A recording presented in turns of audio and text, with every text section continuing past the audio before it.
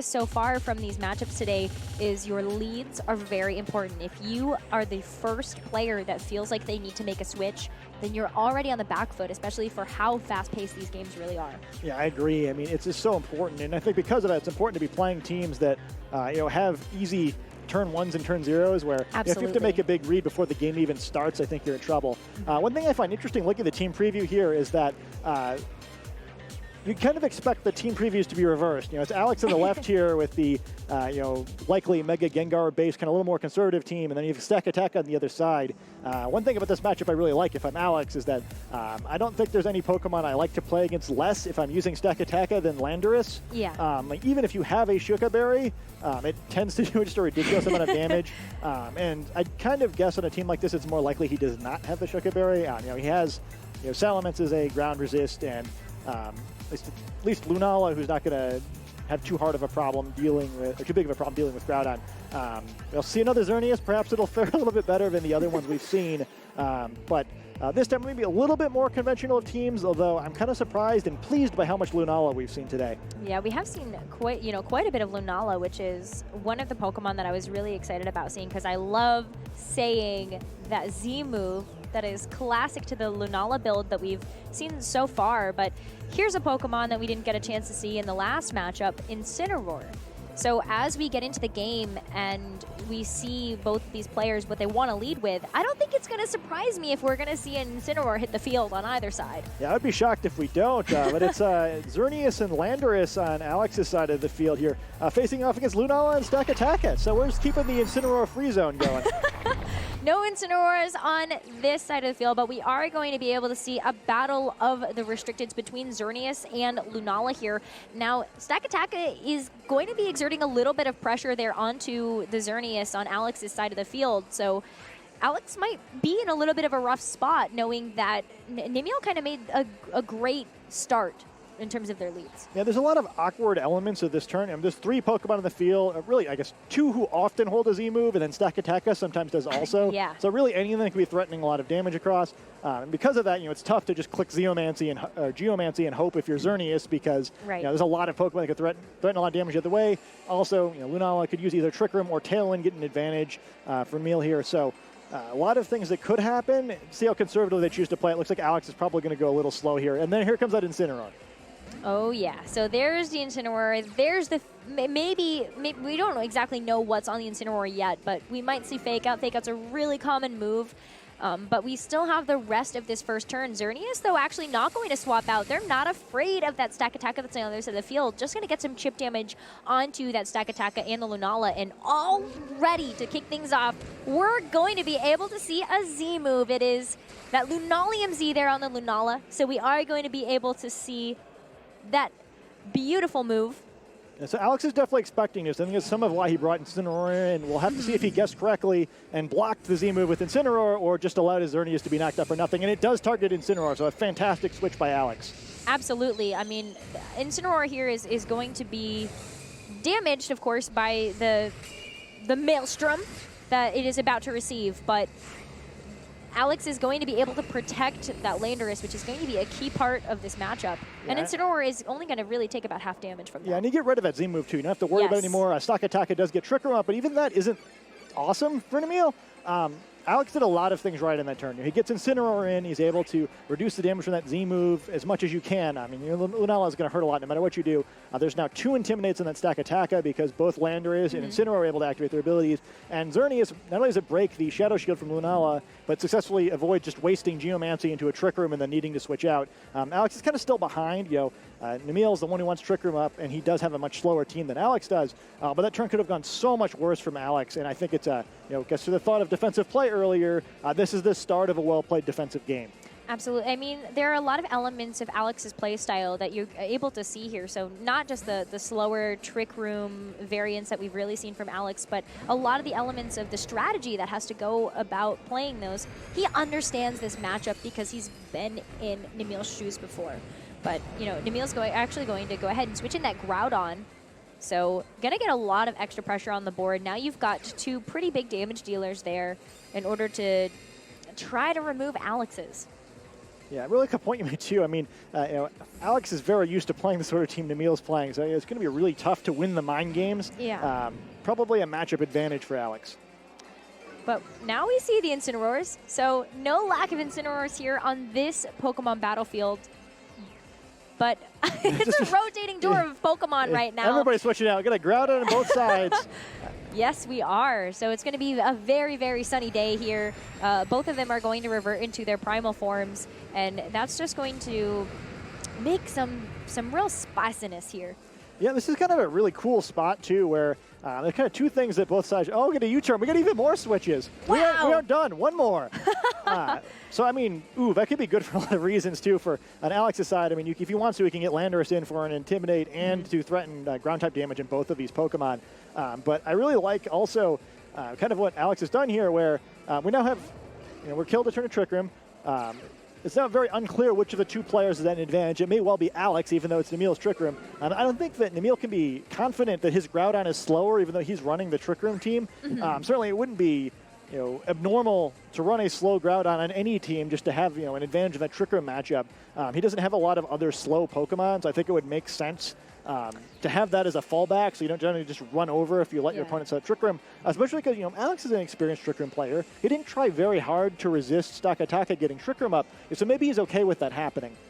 Well, it is going to be the Incineroar moving first, so Namiel's Incineroar is probably slower than Alex's in order to be able to move first. Going to go ahead and get some decent amount of damage onto that Landorus, but wow, Alex's Groudon's moving first.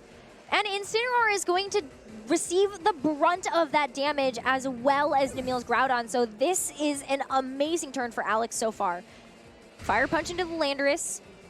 Barely enough to be able to pick up the knockout there, but I think that Alex is okay with this trade. Yeah, definitely. I mean, I think that would have been disastrous if Landorus hadn't fainted there, though I think he probably had the one reasonably comfortable. But yeah, I mean, it turns out Alex's Groudon is slower, and not only does he get a bunch of damage off for free, where Namiel chose not to attack Groudon, but now stalling out the rest of Trick Room is going to be really challenging for Namiel because Groudon is going to be able to attack willy-nilly here, and you got Stakataka coming in.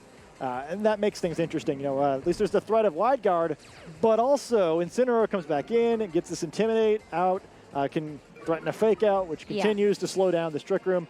And Namiel has to be really careful here because not only does he now have to stall out his own Trick Room, but he really needs to make sure that he does enough damage to Groudon, or really to knock Alex's Groudon out, that he can avoid Stakataka taking too much damage, because if it goes down, Xerneas is just going to come back in when Trick Room is over and end the game. Yeah. Absolutely. So this is going to be a really critical turn for both of these players. Namiel's playing it safe. Wants to protect Stakataka to see whether or not he can remove that Groudon and see whether he can kind of stall out this Trick Room as well. So going to be a double protect. Incineroar, of course, Alex is kind of blocked right now from doing anything this turn. See a roar. Oh. A roar? Okay, maybe not. I take it back. A roar to bring the new Lunala back out on Namiel's side. I guess I spoke too soon there. Oh, man, that's so good. So not only does he get Roar through Protect, but now, on this last turn, it would have been a simple play for Namiel. I'll just click Wide Guard and Groudon safe. Now Groudon can't Protect, or at least if it does, it's very likely to fail because he used Protect last turn. And the threat of Wide Guard is off the field unless Lunala happens to know it too, which is a threat. Lunala can learn that move, so you can't just use it safely if you're Alex, but perhaps using a Fire Punch in that slot or just double targeting with Incineroar and Groudon, you're going to pick out a knockout now if you want to. And Lunala is in danger too, right? Incineroar is going to underspeed it. The Shadow Shield's been broken, so even just going for a Dark-type attack on that slot, Namiel's in a really, really precarious position now. That was a great roar. It was a great roar, and it's an incredible tech that Alex has put onto his own Groudon there in order to prepare for a matchup like this. We can really see the kind of just the forethought that Alex really had to take in order to think about the meta. But he doesn't protect at all. I love that. Or attack at all, rather. This is really getting interesting here. Alex actually wants to remove his own Groudon to get that Xerneas on the field, and Lunala has Wide Guard. So Wide Guard is going to protect the team, but there's no Groudon on Alex's side to actually be able to do some of that damage. So Incineroar is going to be able to get on a massive move onto Lunala, and Namiel now is down to the last two Pokemon. Precipice Blade is going to do a lot of damage to Incineroar here, though. But it survives. Wow. It was a critical. That's a big crit. Oh, but that Pinch Berry, though, on the Incineroar, Alex is in a great spot. Yeah, I was confused for a second. I was like, hang on, did Xerneas take some damage earlier? But I forgot. Okay, critical hit. Yes. But yeah, I mean, that's a cool play. Like, I don't know if he was just expecting that Nemiel wouldn't be willing to attack with the Groudon and give it up for free, but it kind of really doesn't matter that much. Or at least, it's actually kind of awkward. I think Alex wins this game no matter what if Incineroar gets knocked out there. Because it didn't, he has to worry about Trick Room at least a little bit now. But it's still... Man, the maneuvering of what you would need to do on Nemiel's side to get an advantage here is so tough. Like, you need to Trick Room up. You need to find a way to deal with Groudon, which you know is slower than your own Groudon. You've taken so much damage. Yeah, I mean, not protecting there, that could be very bad for Groudon. Yeah, I mean, Groudon's going to take that Moonblast, but it takes it on the chin. Barely hangs on there. And Xerneas is actually going to miss a Precipice Blades attack from Nemiel. So it's going to be Incineroar taking it again. And this time, nothing can save you from that one. It is going to get knocked out, which means that Alex doesn't have a chance to do a second move here. Ooh. Oh, wow. Yeah, and that is very awkward. So Xerneas goes down, and all of a sudden Alex is in trouble, where this Beast Boost and Stack Attack could make a difference. A defense up means it's going to be able to take one ground type attack without much trouble. But we've already seen that the Groudon on Nemiel's side is faster, so then that Trick Room isn't up, and he wasn't able to pick up that knockout. The Groudon on Alex's side is kind of in trouble here. It's at least going to have to take a single Precipice Blades and an attack from Nemiel. It could still go either way. It all comes down to this. I'm on the edge of my seat right now because... Yeah, misses, critical hits, attacking in a wide guard. Any of those things could happen now. So many things on the RNG side of the game. There are some mind games here, but I think it's more of a, click the button, hope something doesn't go horribly wrong. Certainly something like a Fire Punch could easily knock out Nemiel's Groudon. And I think if I'm Alex, I don't take too many risks. But also, you don't want to do that, attack into a Protect. No worries, though. It is the Precipice Blades coming across and no wide guard. No wide guard available, so it is going to be able to take all of that damage. It's barely over half here, but a Precipice Blades right back at Nemiel is going to do enough to be able to knock out the Groudon, and this Stack Attack at 2. Oh. Wow. And a critical on top of the sliver of health that Alex was going to have to get rid of. He wanted to be really sure. Really sure. So impressive win there by Alex. Is able to close that one out, and then it makes you wonder, okay, well, we've seen wide guard on Lunala, and maybe Stack Attack doesn't have it. It's a little suspicious there. Alex did get to see Stone Edge, so really with Stack Attack, you've kind of got 3 or 4 moves to play with in 2 slots where you know it's going to have Gyro Ball, it's going to have Trick Room. What are the other 2 moves? Stone Edge is one of them. We did see Stack Attack or Protect. All right, so yeah, so we know all 4, and so Stack Attack isn't running wide guard. All right, so yeah, that makes the play much safer. I mean, I guess technically we haven't seen Gyro Ball, but it'd be insane to use it without it. Yeah, So, I agree. Easy enough for Alex to deduce that. Yeah, that makes that end game a little bit easier. So moving into game 2 here, I don't know if either side hates the Pokemon they selected so much as, it's going to try to get the game to play out in your favor a little bit more. Even though Alex looked like he was going to be, playing a little bit on the back foot there based on Nemiel's starters, he played through that really well. So I don't know if Alex really changes anything here, but for Nemiel, do you think that he needs to change his leads at all? Because it looked like the Trick Room setup didn't really work out the way that Nemiel had planned for it to. Yeah, I mean, I think that's definitely something worth considering here where, it was interesting that he traded damage so well despite constantly seeming to be on the back foot in his own Trick Room. I kind of wonder if you don't, lead Stack Attack again to give the impression you're going to use Trick Room and then just kind of do something else and see if Alex kind of plays into that expectation. The one thing that's tough too is now he's down 0-1, so it's really risky to try to play mind games where if you're wrong, you're going to fall way behind because then there goes the set. I would be really interested to see how kind of either of these teams would fare against similar archetypes. So, we were talking about the strategies being a little bit juxtaposed here where Nemiel's playing a little bit of a slower game and Alex kind of has the ability to do that, but it really is more of an aggressive matchup. So it would be interesting to me to see, Nemiel and Alex play against similar strategies, but we're going to be going into game 2 now. Alex has a 1-0 lead at the moment and is going to be leading with the same leads that we saw at the start of game 1. And Nemiel, though, changing things up a little bit here. We are going to have Lunala and Salamence now coming in. Salamence was not a Pokemon that we saw before. Yeah, so we're seeing a good adjustment. One of the weird elements of the previous game, we didn't see either of them use their Mega Evolve Pokemon. Yeah. I think there's good and bad things about Salamence in this matchup. I mean, certainly, Salamence versus Xerneas is not good. You don't like that one. It's very easy for Xerneas to knock Salamence up. But it has the option of using Tailwind, maybe after seeing Trick Room not quite go the way that Alex might have wanted to in the first game, kind of like you mentioned, going for something different here, maybe Tailwind, we could take advantage the whole time, push that edge a little bit more. However, do you want to give up Salamence for free to use it? Do you want to leave Landorus alone to attack? The other good thing about this change in leads for Namiel is that he's not using any of the Pokemon that get really abused by Landorus this time. Right. So even though I think Landorus is a great matchup with this team, as a lead, it didn't do so much. I'm going to agree with that one. We actually didn't see Landorus put out too much in terms of Alex's team, and we're going to see the same thing again. Looks like Alex thinks that Incineroar is going to do a little bit more to be able to help Lunala, the Xerneas here. Or maybe it was another read. We saw this before where Alex switched in the Incineroar into that slot. And let's see whether or not that's going to be the target of this Mega Salamence here. Either Pokemon could use or choose to use Tailwind. Either Pokemon could go on the offense. Oh. See a Hyper Voice from Salamence. So either maybe trying to get Xerneas in range of a Z move.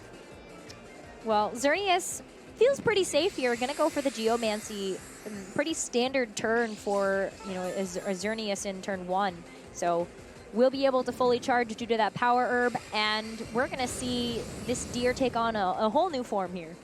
Yeah, it's going to be much more effective after this Geomancy. I'm kind of surprised by how few successful Geomancies we've seen. We've seen Alex has Roar, but it doesn't seem like there's an easy way for Namiel to stop it completely, but Tailwind is still going to be a problem. Now, get some easy damage on that Xerneas before it was able to boost its special defense, and while this turn is a little bit awkward because Incineroar is at least threatening a Fake Out and a Salamence, not onto the Ghost-type Lunala, Xerneas really has to be careful. Getting double targeted would definitely cause it to be knocked out if Namiel were to get through this Fake Out turn with a Protect, but he goes for a switch instead. Switch into the Groudon, and we saw before that Namiel's Groudon is not trained in speed the same way that Alex's Groudon is, and we don't know what the 4th Pokemon is in Alex's set, but it could very well be that Groudon again. Yeah, so likely. That's going to be interesting. So, and if so, I think it's a good adaptation. Use the Tailwind, right? Yes, if it was absolutely. in Trick Room, Groudon coming in would be a huge problem. This way, he's at least got the advantage. We'll have to see if Lunala tried to take advantage of what seemed like an obvious Protect on the Salamence. Well, the Moonblast is actually going to be into the Groudon slot here. Excellent read there by Alex, and it's going to be over half damage here. Incineroar, unfortunately, not going to find its mark because that Lunala was protected, and it means that it can't U-turn either. Yeah, so this is an interesting spot now. So Groudon has to be, or Namiel has to be concerned about his Groudon being knocked out by a second Moonblast now. I did just enough where it might be a damage roll, but you really don't want to risk it. Lunala at least still has Shadow Shield active, but trying to knock out Xerneas from this much health with a Z move after Geomancy, iffy at best. Plus, Xerneas could still use Protect. Namiel also has to be careful with those Tailwind turns. You really don't want this to expire without getting a little more of an advantage from it. But by calling that switch, Alex has really put himself into a nice spot. He can afford to play a little more defensively now, just try to stall some turns. And it looks like he's going to be doing that just a little bit. Switching out the Incineroar, maybe try to reset Fake Out, and then you've got the Landorus now back out and ready to go here. Gonna get an Intimidate off on both of the Pokemon on Namiel's side, and really playing it safe here, stalling out some of those turns. Yeah, I really like this. I mean, even if Landorus gets knocked out, it's almost to his advantage because then he can get Incineroar back in and threaten another Fake Out. We do see this menacing Moonraze Maelstrom, and I kind of don't care on Alex's side. Like, I think either of these targets is fine by me. I'm going to agree with that, but we're about to find out what that Lunala has decided to bring into the other dimension with that menacing Moonraze Maelstrom. It is going to be the Xerneas, so even though it did protect itself, it is going to take some damage because this is going to go straight through that protective barrier. Yeah, it's the second game in a row where Alex has done a really good job of mitigating that Z move. It's so important in this Lunala matchup, and he's put himself in a nice spot now. That's nothing! Yeah, 15 damage from debatably the best Z move in the game. That is not what you're looking for, and Precipice Blades is going to do nothing here. Oh, absolutely nothing. So this was a little bit of a stall turn, but it was a great turn there for Alex. And now Namiel, though, what do you need to see from Namiel's side of the board in order to change the state of things? A miracle? It's a really tough spot here where, Moonblast threatening a knockout and Groudon, but I don't know if I'd even go for it if I was him, right? Where, if you want to, you could switch Incineroar back in. Landorus is threatening a knockout and Groudon. The Tailwind is about to expire. The only thing Alex doesn't have in his favor right now is he needs to break that Shadow Shield so he can threaten a little more damage. And here comes that Moonblast, another great read. It's going to be into the Groudon again, and from all of the damage that we saw it take so far, actually going to be a little bit of a lower roll this time. So Groudon's going to be able to hang on to be able to get this Fire Punch back into Xerneas, but it's not going to be enough. U-turn again into the Lunala slot.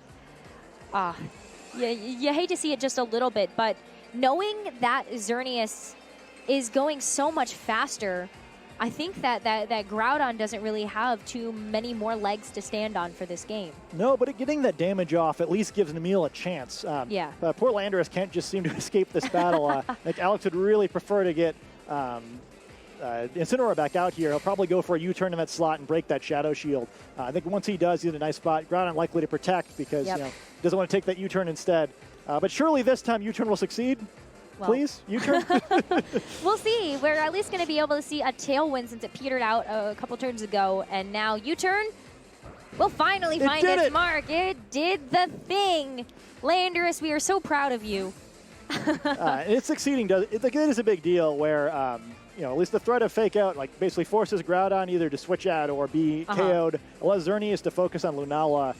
It's still not the best spot for Alex. Getting that Tailwind up is crucial, especially because you know it's the full duration now. So even if Groudon does get knocked out, perhaps because he feels like he has to, he winds up at least being with his Pokemon in the back having some chance to try to abuse this. You know, even Mega Salamence could do some pretty serious damage at this point with Xerneas worn down so far. Yeah, this is going to be a pretty critical turn here for Namiel, I think. We still haven't seen the fourth Pokemon from either player, so they're really playing the rotation of the first three. So that last Pokemon is getting kept back there just in case something drastically goes wrong. Yeah, and they have to keep each other guessing, right? Neither of them know if they can sacrifice Pokemon or not because they don't know what they need. This definitely feels like a 4-0 match to me where these players are playing very cleverly. I think it reminds me a lot of the Wolf James match we saw where I wouldn't be surprised to see any of these guys deep in the tournament. They really seem to be, and they have it together. Namiel switching out here, opting to save the Groudon. Oh, well. We spoke too soon. It is going to be a fourth Pokemon getting revealed from Namiel's side, and it is that Tapu Fini. Tapu Fini has been a very great choice to bring, and it's because of that misty terrain here. See, Incineroar wisely not going for the Fake Out, so it'll get to do something a little bit more damaging. Wow. Lunala just taken out just like that after that Shadow Shield got broken. And U-turn, we're seeing some U-turns finally hit their mark today. Yeah, and this turn, in this case, maybe about equally damaging to Fake Out, but you know, getting out of battle is key, and we see how important it was for Landorus to get that U-turn off. That Moonblast would not have been a KO if he'd simply switched Landorus out and not broken the Shadow Shield. So it took a few tries, but Landorus finally came in the clutch there.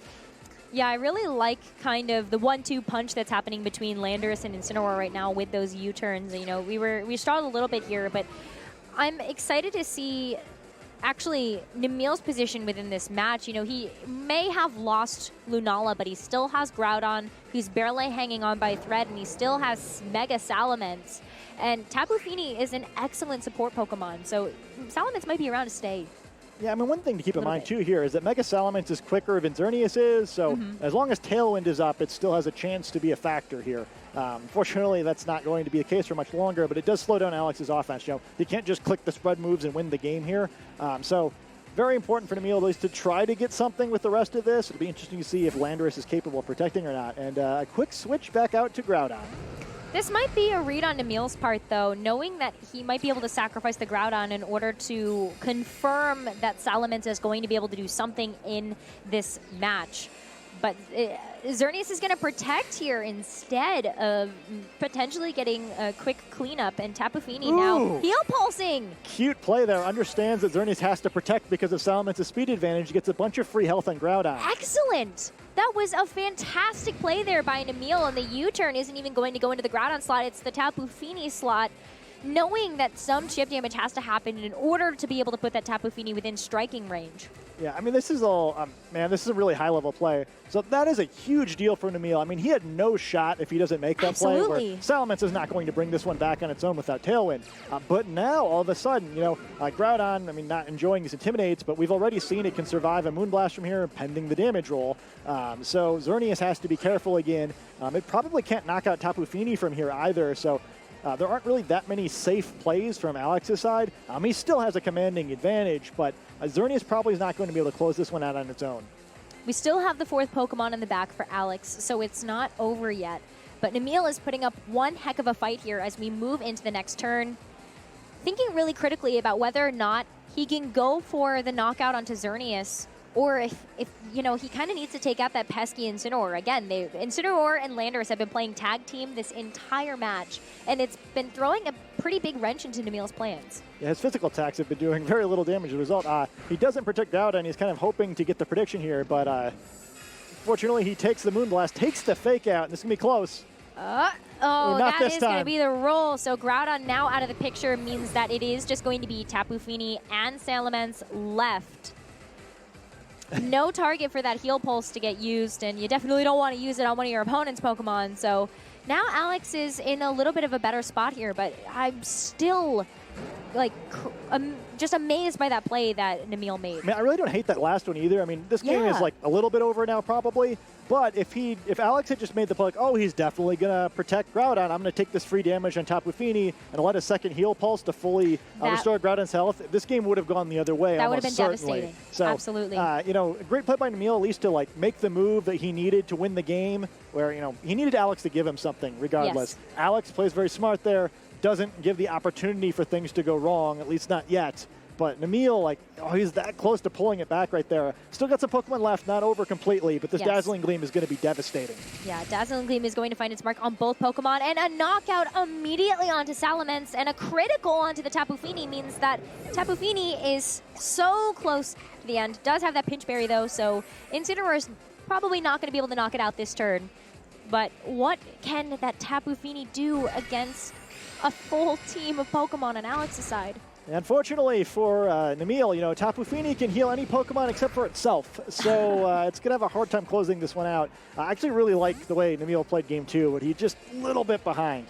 Just a little bit, and then of course Alex didn't quite make the mistake that Namiel really needed him to in order to be able to clutch it out. But remember, both of these players are 4-0 as we make it through the halfway point of today, which means that there's still more matches, and there's still so much hope for Namiel to be able to make it into day 2 very, very handsomely. Yeah, I can't say I'd be too upset about this match if I was either of the players. Or like, yeah, I mean, you want to be 5-0, but I think both of them played really well.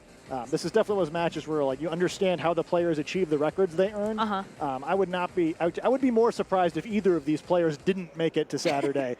Really well played match there, and you know, kind of to your point too. You know, Alex didn't make any mistakes, right? Where I think Namiel is doing a really good job of fishing for those situations where, man, you know, if Alex gives me anything, this is how I can come back, and Alex just kind of like never did. Yeah. Where like, every turn is like. Nice conservative play, never exposed his Pokemon more than he needed to. You know, kept getting those intimidated cycling where the physical Pokemon on Namiel's side could never really do anything. Two really good players, but I actually love the way both of them played the game. You know, it's nice to have those series where it's like, all right, these guys were both great. Yeah, absolutely. I think that Namiel definitely had some struggles in that game 1, but game 2, absolutely right about the way that he was able to bring that back. That was so exciting. I was really, really happy to see Namiel making those plays in order to keep himself in the running to be able to tie up the series and maybe even take the whole set. But goes to the way of Alex. I mean, we talked about this a little bit already, but Alex is one of those players that not only has had consistent performances this season of VGC, several top cuts, but also understands the matchup really well. Namiel couldn't rely on that Trick Room setup because Alex just understood how to play around it and had also trained his Groudon to be able to deal with that. You know, I think there's one cool thing about that Groudon when you get a chance to talk about too much because of how quickly the match went. But you know, keeping in mind how close game 1 wound up being, where Alex just barely won on or hung on by the skin of his teeth. If he hadn't gotten that roar off, you know, if you assume the roar into the protect is a positive play for the health of his team, he probably doesn't win the game without that, which I love on 2 levels. Like 1, I kind of just, you're thinking to use roar there, knowing that roar works through protect. You kind of had like the presence of mind of that play is really cool. Yes. But also like part of what drives me nuts when I see people teching on things like roar on their teams to stop Xerneas is like, if the only time you intend to use this move is when you're trying to get rid of Geomancy, that isn't a good enough use of a move on your team. It's taking up a whole move slot. Right, and especially on a Pokemon like Groudon, like you can't afford that lack of utility where Alex is showing why it's okay to teach your Groudon roar. If you're clever enough to find situations like that to get more use out of it. I just think there's a lot of like really niche, like, you know, I feel like I'm nerding out a little too much about why that was a cool play. I love it though. But yeah, but it's like there's like 4 levels of deep thought there. I was really impressed.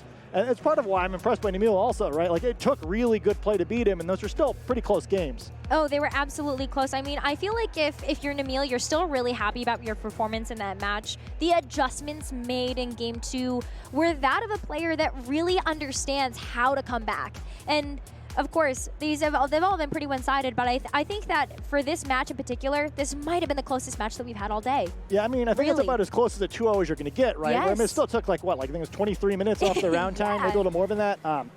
It was could so easily have gone both ways. And then, again, both the players never were giving up anything easy. It took forever before either of them revealed their fourth Pokemon there, where they're both grinding it out. They both understand how to win these longer games. And I think it was kind of fun to get one, too, where we're mentioning all these fast, quick offensive series. Absolutely. Maybe those offensive teams are going to have some opposition later in the tournament after all. These guys played the slower style really well. I'm eager to see kind of the best defensive players clash with the best, more offensive players. And I guess the other thing I want to mention, too, how good was Alex at avoiding those Z moves? I think everybody knows when you're playing against Lunala, you make one wrong move and it's just one-shot a Pokemon on the back of it, Lunalium Z. Never happened there. He blocked one with Protect. He blocked one with Incineroar. It was a really, really beautifully played series.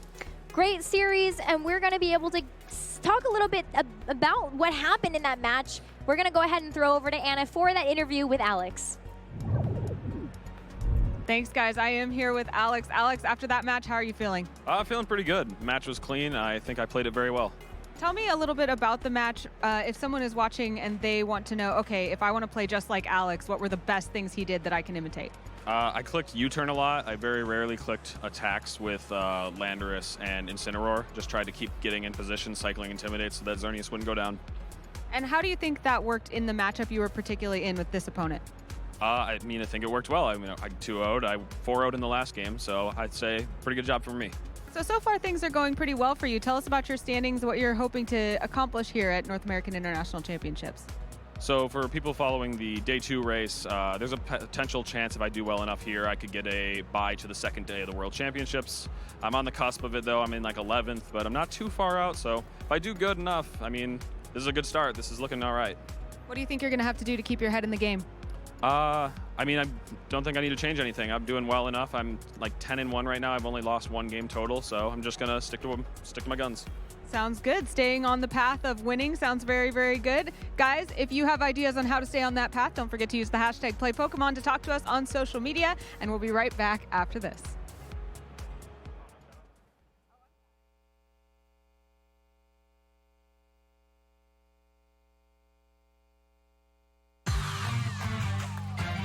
I'm Arash Omari.